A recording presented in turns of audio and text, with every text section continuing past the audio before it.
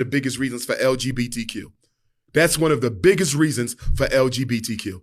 And I'm not against no homosexual or no lesbian. I love all African people, but I reserve the right to disagree with any lifestyle that threatens the survival of the traditional African family. LGBTQ is the new birth control pill. Why do I say that?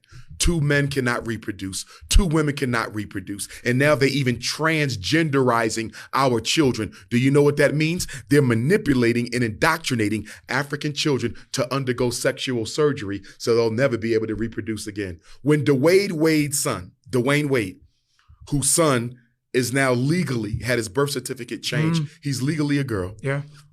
Hormone therapy. When he gets 30 years old and looks in the mirror and says, you know what? I don't like living like this no more.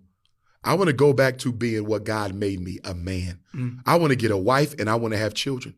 We only got one problem, don't we? Your reproductive is gone. We got another problem. Your testosteronic levels are gone.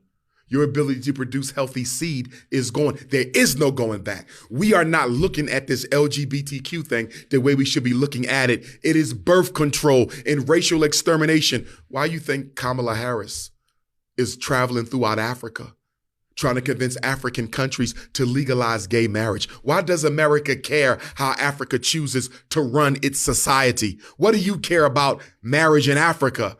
Because if we can invade African culture to the point where we can manipulate African children into same-sex relationships or outright transgenderism, which is the extermination of your bloodline, we can start predicting the reduction of the African population. They'll never be able to get rid of all African people, but they can damn sure make a dent in our numbers. But more than that, they can disrupt the natural, traditional, healthy, cultural way that we live our lives, build our families, and run our societies. LGBTQ is one of the greatest weapons of white supremacy against the survival of African people.